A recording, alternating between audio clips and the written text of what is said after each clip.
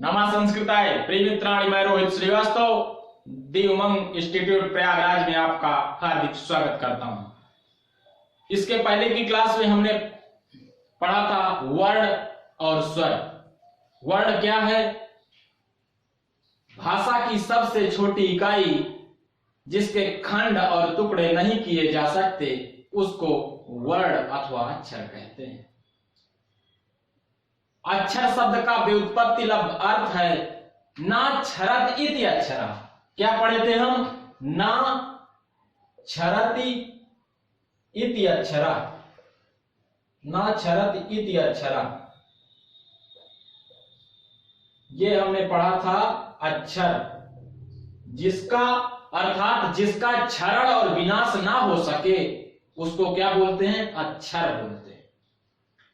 फिर इसके बाद हमने पढ़ा था वर्ण कितने प्रकार के होते हैं। तो वर्ण के कितने प्रकार होते हैं? दो प्रकार के होते हैं। पहला क्या होता है? स्वर। पहला हमने पढ़ा था स्वर, दूसरा व्यंजन।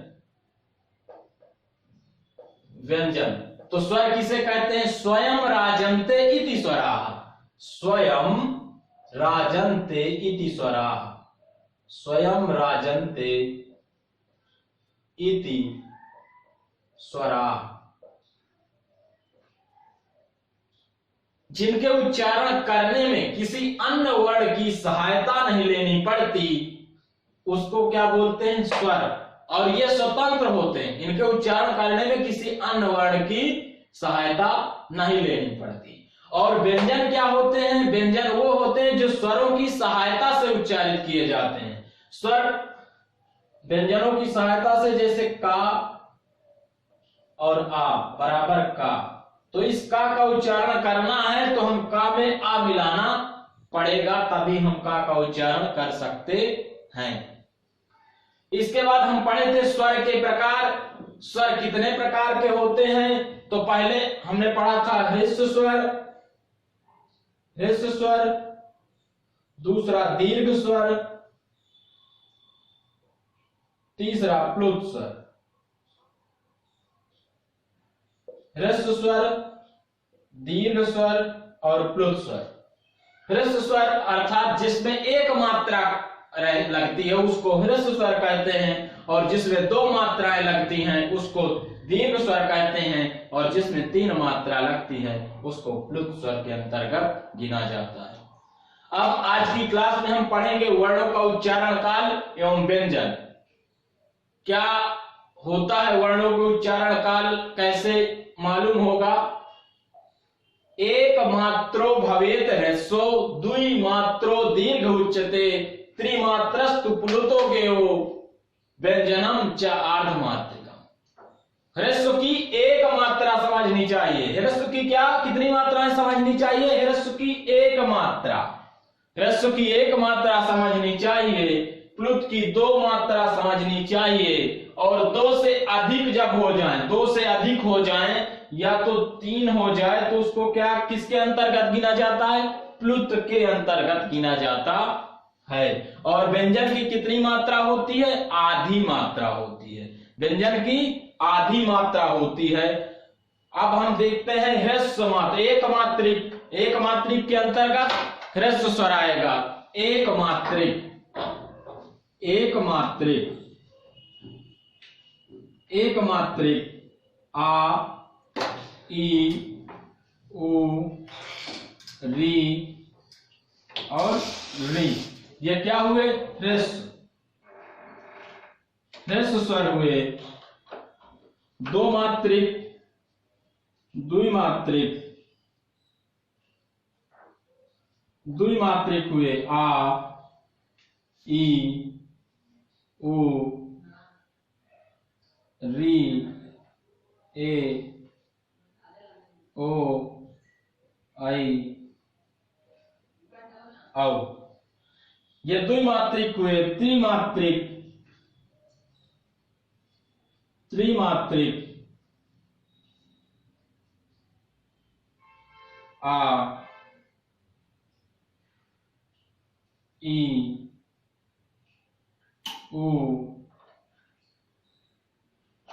री आदि।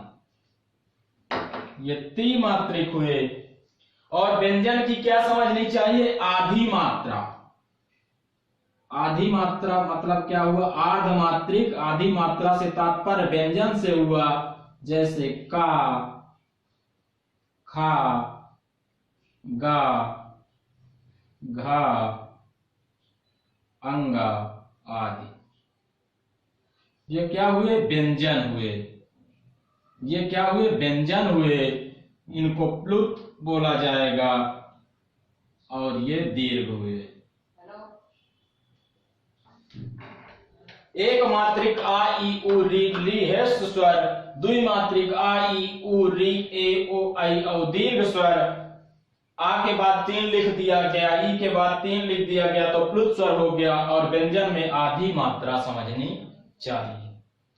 अब हम पढ़ेंगे व्यंजन। व्यंजन क्या है? व्यंजन क्या है? व्यंजन किसको कहते हैं? जिनको स्वरों की सहायता से उच्चारित किया जाता है या स्वरों की सहायता से ही बोला जाता है, उसको हम क्या बोलते हैं? व्यंजन कहते हैं। उसको क्या बोलते हैं? व्यंजन बोलते हैं। व्यंजन माहेश्वर सूत्र के अंतर्गत, माहेश्वर सूत्र के 5वें सूत्र है वरट से लेकर और अंतिम नंबर का सूत्र हल के अंतर्गत जितने वर्ण आते हैं सभी व्यंजन के अंतर्गत गिने जाते हैं। व्यंजन किसे कहते हैं? व्यंजन देखते हैं। व्यंजन, व्यंजन अनवग,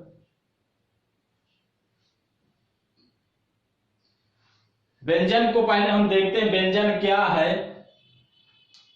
तो मतलब जो स्वरों की सहायता से ही बोले जाते हैं उसको हम क्या बोलते हैं? स्वरों की सहायता से, मतलब स्वरों की सहायता से बोले जाने वाले वर्णों को हम व्यंजन कहते हैं। अब व्यंजन को हम कैसे लिखेंगे? अनवग भवति व्यंजनम, भवति व्यंजनम। मतलब जो स्वतंत्र नहीं होते, जो स्वतंत्र नहीं होते और स्वरों की सहायता लेनी पड़ती है इनके उच्चारण करने में, इसको हम क्या कहते हैं? व्यंजन। शुद्ध व्यंजन हलंत के रूप में लिखे जाते हैं। शुद्ध व्यंजन कैसे लिखे जाते हैं? शुद्ध व्यंजन ऐसे लिखे जाएंगे। शुद्ध व्यंजन हलंत युक्त होंगे। शुद्ध व्यंजन हलंत युक्त होंगे, जैसे का, खा, चा, ता, था आदि। कैसे होंगे? हलंत युक्त होंगे। कैसे होंगे? हलंत, हलंत युक्त। जिनमें हलंत लगा रहेगा उनको हम शुद्ध व्यंजन समझेंगे। ये हल प्रत्याहार के अंतर्गत आते हैं। किसके अंतर्गत? हल, हल प्रत्याहार के अंतर्गत व्यंजनों को गिना जाता है। है वरट के हा से लेकर हल के ला तक, है वरट, है वरट के हा से लेकर हल के ला तक जितने वर्ण आते हैं वह व्यंजन के अंतर्गत गिने जाते हैं। व्यंजन की कितनी मात्रा होती है? व्यंजनम, व्यंजनम च आर्धमात्रिकम। व्यंजन की आधी मात्रा समझनी चाहिए। व्यंजन की कितनी मात्रा समझनी चाहिए? तो व्यंजनम च आर्धमात्रिकम, व्यंजन की आधी मात्रा समझनी चाहिए। अब हम पढ़ेंगे व्यंजन के प्रकार। व्यंजन प्रमुख रूप से 3 प्रकार के होते हैं। कितने प्रकार के होते हैं? व्यंजन प्रमुख रूप से 3 प्रकार के होते हैं। स्पर्श व्यंजन, अंतस्थ व्यंजन, ऊष्म व्यंजन। जो प्रत्याहार के अंतर्गत गिने जाते हैं, जो 14 सूत्र होते हैं माहेश्वर सूत्र, उनके अंतर्गत ये तीनों व्यंजन आते हैं। चौथा संयुक्त व्यंजन, जो प्रत्याहारों में परिगणित नहीं होता। पहला प्रमुख रूप से कितने होते हैं? प्रमुख रूप से 3 व्यंजन होते हैं। प्रमुख रूप से 3 तीन व्यंजन होते हैं। पहला स्पर्श व्यंजन, पहला स्पर्श व्यंजन, दूसरा अंतस्थ व्यंजन, तीसरा ऊष्म व्यंजन। ये तीन प्रमुख व्यंजन होते हैं। और चौथा क्या आता है जो मानेश्वर सूत्रों के अंतर्गत परिगणित नहीं होता, संयुक्त व्यंजन कहते हैं। अर्थात दो वर्णों से मिलकर बनते हैं, उसको संयुक्त व्यंजन बोलते हैं। अब हम जानते हैं कि स्पर्श व्यंजन क्या होते हैं। स्पर्श व्यंजन कहते किसे हैं? हमारे उच्चारण करने में मुख के विभिन्न भागों का जब स्पर्श होता है तो उसको स्पर्श व्यंजन कहते हैं। कादयो मावसाना स्पर्शा, कादयो मावसाना स्पर्शा। स्पर्श व्यंजन किसे कहते हैं? कादयो मावसाना स्पर्शा। अर्थात उच्चारण करने में मुख के विभिन्न भागों का स्पर्श होता है, इसलिए इनको क्या कहते हैं? स्पर्श व्यंजन कहते हैं। मुख के विभिन्न भागों का स्पर्श होता है, इसलिए इनको क्या कहते हैं? स्पर्श व्यंजन कहते हैं। कादयो मावसाना स्पर्शा मतलब का से लेकर मा तक हम वर्ग पढ़ते हैं। का वर्ग, चा वर्ग, टा वर्ग, ता वर्ग, पा वर्ग। इसके अंतर्गत पांचों वर्ग शामिल होते हैं। कादयो मावसाना, कादयो मावसाना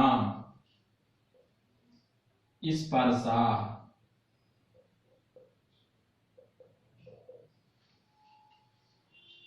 कादयो मावसाना स्पर्शा।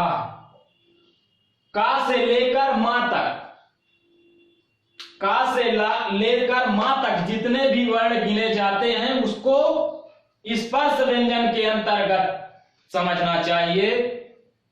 का से मतलब क्या हुआ? का वर्ग से लेकर पा वर्ग। का, खा, गा, घा, अंगा, चा, छा, जा, झा, इया, टा, ठा, डा, ढा, अड़ा, ता, था, दा, धा, ना, पा, फा, बा, भा, मा। मतलब क्या हुए? का से लेकर मा तक स्पर्श व्यंजन के अंतर्गत गिने जाते हैं। क्यों? क्योंकि ये उच्चारण स्थान आप पढ़ते हैं कंठ, ताल, मूर्धा, दंत, ओष्ठ, विभिन्न भागों का स्पर्श करने के कारण इनको स्पर्श व्यंजन के अंतर्गत गिना जाता है। का से लेकर मा तक जितने भी वर्ण आते हैं स्पर्श व्यंजन के अंतर्गत गिने जाते हैं। इनकी संख्या कितनी होती है? 25 होती है। वर्ग हम पढ़ते हैं, वर्ग कितने होते हैं? 5 वर्ग होते हैं। 5 वर्ग होते हैं। तो का वर्ग का अंतर्गत, का वर्ग के अंतर्गत 5 वर्ण, चा वर्ग के अंतर्गत 5 वर्ण, टा वर्ग के अंतर्गत 5 वर्ण, ता वर्ग के अंतर्गत 5 वर्ण और पा वर्ग के अंतर्गत 5 वर्ण। 5 गुणे 5 बराबर कितना हुआ? 25 हुआ। कितना हुआ? सभी में 5 है तो इसका गुणा किए तो कितने हुए? 25 वर्ण। 25 वर्ण हुए स्पर्श व्यंजन के अंतर्गत। कादयो मावसाना, का से लेकर मा तक के सभी व्यंजन वर्ण स्पर्श व्यंजन में गिने जाते हैं। अब इसको हम कैसे कहेंगे कि ये स्पर्श है? आप का उच्चारण करिए, देख महसूस करिए, आप तैयारी करिए बोलने की, बोलिएगा नहीं। अब महसूस करिए कि का से होता है, कंठ से होता है का उच्चारण। का उच्चारण यदि कंठ से होता है, का देखिए गले का प्रयोग हो रहा है, ये जो आपका गला है यहां का प्रयोग हो रहा है, इसलिए इसको कंठ वर्ण कहा जाता है। कंठ वर्ण इसको क्या कहा जाता है? कंठ वर्ण के अंतर्गत आते हैं का वर्गीय अक्षर। ये किसके अंतर्गत आते हैं? कंठ, कंठ के अंतर्गत आते। अब देखिए चा वर्ग इच व्यसा नाम तालु। आप अपनी जीभ को दबाइए दांतों में, अब फिर उच्चारण करिए। आप पहले बोलिए च, च, छ, ज, झ, इया। अब आप जीभ को बाहर निकालिए। आप देखिए जीभ को बाहर निकालने पर उच्चारण नहीं कर पा रहे हैं, या तो आप दांत में दबाइए। अब देखिए दांत में दबाने पर भी इसका उच्चारण नहीं। अब जीभ जहां जाती है उसको क्या समझना चाहिए? चा का उच्चारण करने में उसको तालु समझना चाहिए। क्या समझना चाहिए? उसको तालु समझनी चाहिए। और टा वर्ग ट, थ, ड, ढ, अड़। इसी प्रकार टा वर्ग को मूर्धन्य वर्ण बोला जाता है, मूर्धन्य वर्ण बोला जाता है। अब टा वर्ग का उच्चारण तैयारी करिए बोलने की। जीभ को आप मोड़िएगा नहीं, ऊपर नहीं ले जाइएगा, इसे जीभ को दबा के दांत में दबाइए या बाहर करिए और तैयारी करिए कि हाँ हम बोलना चाह रहे हैं। देखिए उच्चारण नहीं कर पा रहे हैं तो मतलब जीभ जहां भी मुड़ती है, जिधर भी जाती है, उसको क्या बोला जाता है?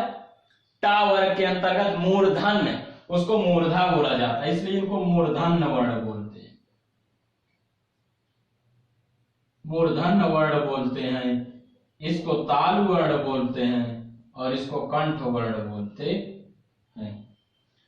अब इसको देखिए ता, था, दा, धा, ना। हमारी जीभ कहां जा रही है? देखिए पीछे से दांतों को स्पर्श कर रही है, धक्का दे रही है।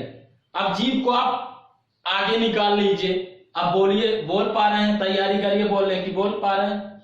मतलब नहीं बोल पाएंगे। आप बोलिए ता, था, दा, धा, ना। मतलब कि जीभ अपन पीछे से दांतों को हल्का सा धक्का दे रही कि नहीं दे रही? दे रही। इसलिए इनको क्या बोलते हैं? दंत वर्ण बोलते हैं। क्या बोलते हैं? दंत वर्ण। और पा, फा, बा, भा, मा। अब इसका उच्चारण करिए। ओष्ठ क्यों कहा जाता है? क्यों ओष्ठ से उच्चारित होते हैं? कोई पूछे ओष्ठ से बोल के दिखाई, तो आप दोनों ओष्ठ बंद कर लीजिए। अब बोलिए, जैसे आपको बोलना पा, पा, बा, बा, मा, मा। अब या तो मुंह खोल लीजिए, बोल के दिखाई, तैयारी करिए कि हाँ आप बोलने की तैयारी कर रहे हैं। नहीं बोल पा रहे हैं, आप ओठ बंद करके बोलिए। आप बंद करके, जब जैसे बंद किए रहेंगे ओठ को, आप खोलेंगे तब पापा का उच्चारण होगा। पा, पा। तो ओष्ठ के कारण आप बोल पा रहे हैं, ओष्ठ की सहायता लेनी पड़ रही है, इसलिए इसको क्या बोलते हैं? ओष्ठ वर्ण बोलते हैं। इसलिए इसको क्या बोलते हैं? ओष्ठ वर्ण बोलते हैं। क्या हुआ? व्यंजन वर्ण के अंतर्गत पहला स्पर्श व्यंजन आता है। कादयो मावसाना। का वर्ग से लेकर पा वर्ग तक के 25 वर्णों को स्पर्श व्यंजन के अंतर्गत गिना जाता है। का वर्ग से मतलब क्या हुआ?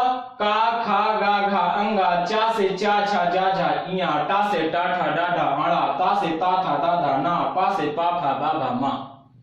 5 गुणे 25, एक वर्ग में 5 अक्षर होते हैं, 5 वर्ग हुए, 5 गुणे 25 किया गया तो टोटल 25।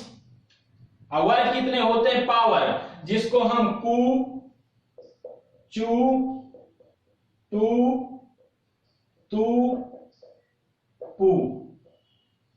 यदि हम कु से तात्पर्य क्या हुआ? कु से तात्पर्य हुआ का वर्ग। क्या हुआ? का वर्ग। इसी तरह चू से तात्पर्य हुआ चा वर्ग, टू से तात्पर्य हुआ टा वर्ग, तू से तात्पर्य हुआ ता वर्ग और पू से तात्पर्य हुआ पा वर्ग। कोई हमसे पूछता है वर्ग कितने होते हैं, तो वर्ग 5 होते हैं। स्पर्श व्यंजन के अंतर्गत कितने वर्ण आते हैं? 25 वर्ण आते हैं। क्यों इसको स्पर्श कहते हैं? आप उच्चारण करके बताइए कि कंठ का प्रयोग किया जाता है का वर्ग में, इसलिए इसको कंठ वर्ग बोलते हैं।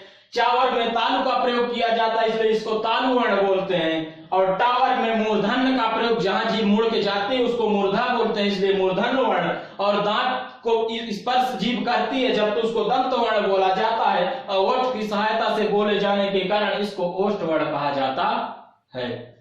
अब उदित वर्ण, उदित से क्या तात्पर्य होता है? कु चू टू तू पू एते उइता।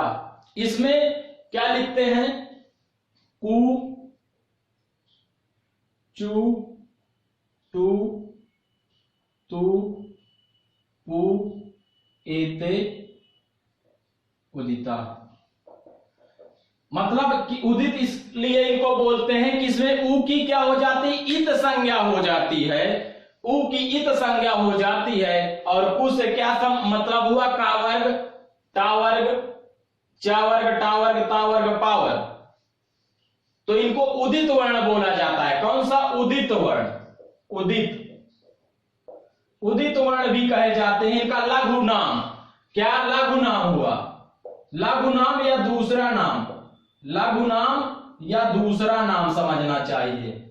दूसरा नाम, उदित वर्णों का लघु नाम या दूसरा नाम, इसको उदित वर्ण बोलते हैं। कु चू टू तू पू को इसको क्या बोलते हैं? लघु नाम हुआ या दूसरा नाम। ये उदित वर्ण होते हैं, इसमें ऊ की इत संज्ञा हो जाती है। इसके बाद आता है नंबर अंतस्थ व्यंजन। यणो अंतस्था, यणो अंतस्था। जो यण होते हैं उसके किसके अंतर्गत आते हैं? यणो अंतस्था। यण प्रत्याहार के अंतर्गत सम्मिलित होते हैं, इसलिए इसको क्या बोलते हैं? अंतस्थ। यणो अंतस्था। अंतस्थ व्यंजन पढ़ेंगे। दूसरा नंबर अंतस्थ व्यंजन का होता है अंतस्थ। या वा रा ला। है माहेश्वर सूत्र का 5वां नंबर सूत्र हुआ है वरट लड़।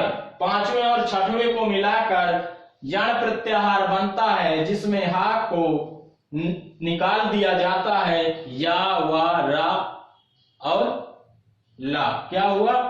अंतस्थ व्यंजन। दूसरा हुआ अंतस्थ व्यंजन।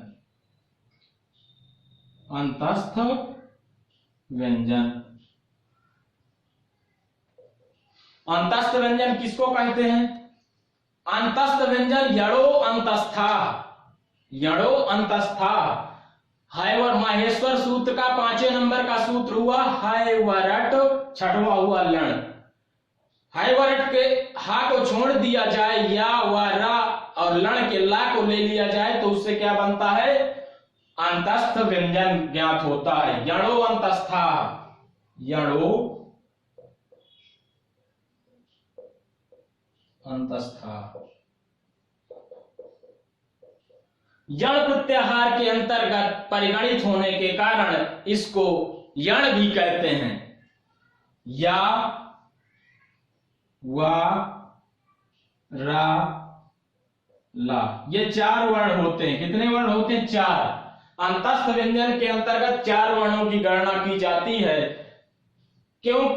माहेश्वर सूत्र हम पढ़े थे। है वरट के हा से लेकर, देखिए है वरट का हा य व र ट लण, ये 5वां सूत्र हुआ और ये 6वां सूत्र हुआ।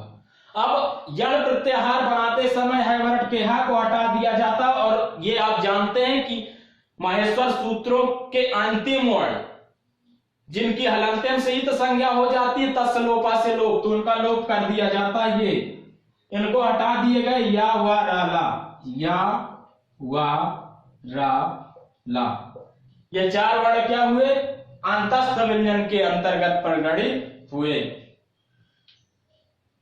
अंतस्थ व्यंजन यणो अंतस्था, जो यण प्रत्याहार के अंतर्गत परिगणित होते हैं उसको हम बोलते हैं अंतस्थ व्यंजन। इनकी संख्या 4 होती है। या वा रा ला। इसके बाद हम पढ़ेंगे ऊष्म व्यंजन।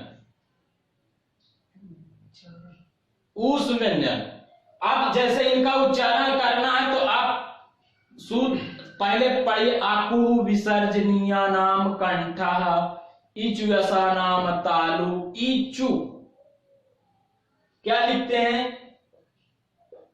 इचु यसा नाम लिखते हैं।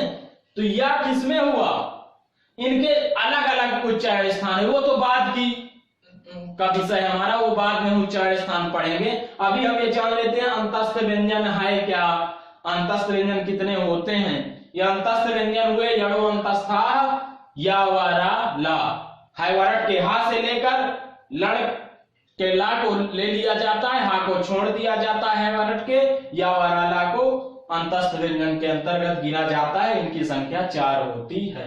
इसके बाद हम पढ़ेंगे ऊष्म व्यंजन। ऊष्म व्यंजन क्या होते हैं, सल ऊष्माणा, सल ऊष्माणा मतलब सल के अंतर्गत माहेश्वर सूत्र का 13वां और 14वां नंबर ऊष्म व्यंजन। ऊष्म व्यंजन, व्यंजन का तीसरा प्रकार होता है, उसको क्या बोलते हैं, ऊष्म व्यंजन। सल ऊष्माणा, जो सर प्रत्याहार के अंतर्गत गिने जाते हैं उसको क्या बोलते हैं, ऊष्म व्यंजन बोलते हैं। इनकी संख्या कितनी होती है, 4 होती है। कितनी होती है, 4। सा सा सा हा, कितनी हुई संख्या, 4। माहेश्वर सूत्र, माहेश्वर सूत्र के अंतर्गत, माहेश्वर सूत्र के अंतर्गत 13वें नंबर में स स स र और अंतिम सूत्र हल। सूत्र हम लिखते हैं माहेश्वर सूत्र का 13वें नंबर का सूत्र क्या हुआ, स स स र, और 14वें नंबर का सूत्र हुआ हल। हम ये जानते हैं कि प्रत्याहार का निर्माण करते समय सूत्रों के अंतिम वर्ण, जो माहेश्वर सूत्रों के अंतिम वर्ण होते हैं, उनकी इत संज्ञा हो जाती है हलांतम से, और तस् लोप से उनका लोप हो जाता है। अब देखिए अंतिम वर्णों को हटा दिया गया, क्या बचता है, सा स स। ये 4 वर्ण हुए, इसको क्या बोलता है, उसको ऊष्म व्यंजन के अंतर्गत गिना जाता है। इनको देख, इस सा को क्या बोलते हैं, तालव्य सा। क्या बोलते हैं, तालव्य सा। तालव्य सा होता है, ये मूर्धन्य सा होता है, ये दंती सा होता है। इसको दंती सा या दंत सा जो भी, और ये हा हुआ आपका तालव्य सा, मूर्धन सा, दंती सा। इन 3 कोई पूछ ले ये कौन सा सा है, ये कौन सा सा है, इसको क्या बोलते हैं, इसको क्या बोलते हैं, तो आप बोलेंगे तालव्य, मूर्धन और दंती सा। सल ऊष्माणा, सल के अंतर्गत कितने वर्ण आते हैं, 4। सा स स ह, ऊष्म व्यंजन के अंतर्गत परिगणित होते हैं।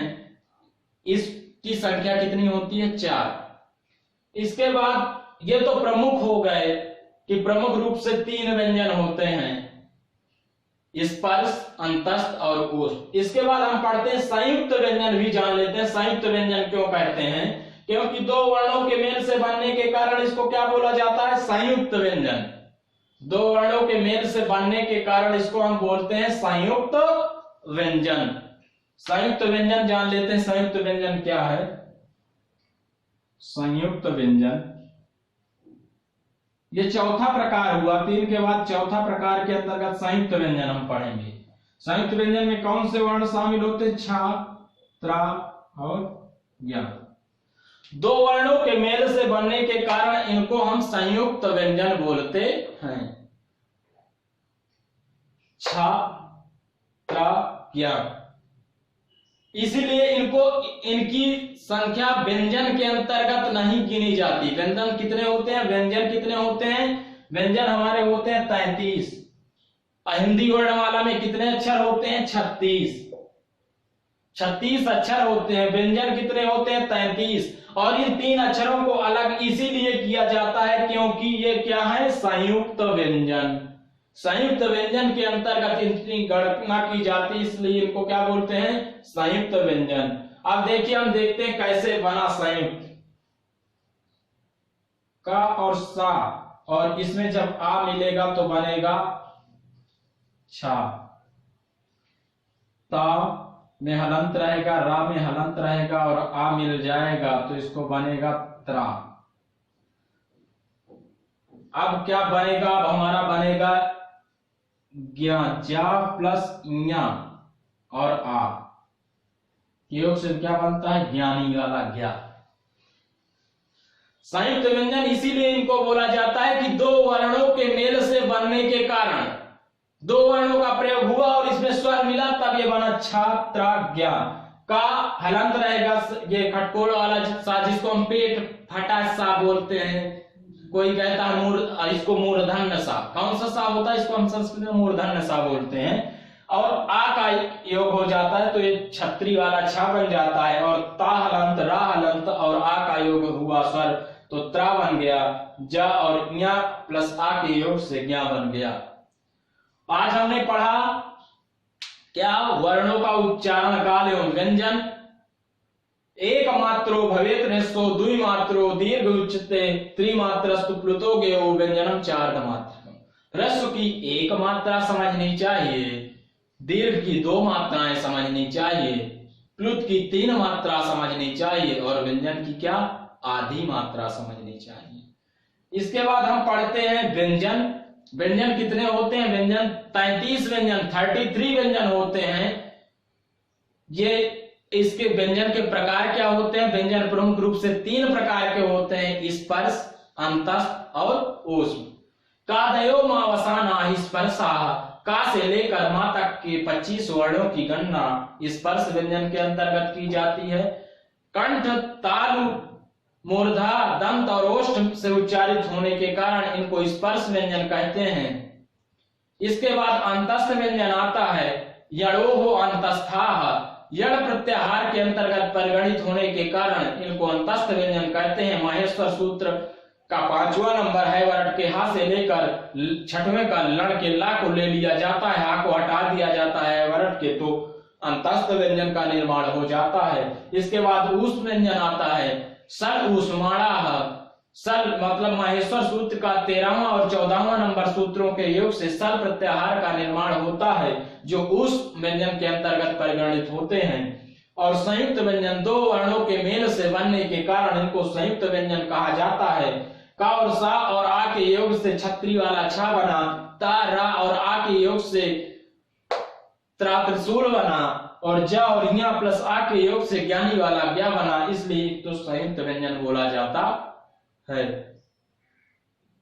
यदि वीडियो आपको अच्छा लगा तो लाइक, शेयर और सब्सक्राइब करना ना भूलें। कमेंट बॉक्स में कमेंट जरूर करें कि सर आप कैसे पढ़ाए हैं, इसको क्या बताना चाहिए, उनको हम देखकर उन समस्याओं को हल करने का प्रयास करेंगे। धन्यवाद मित्रों।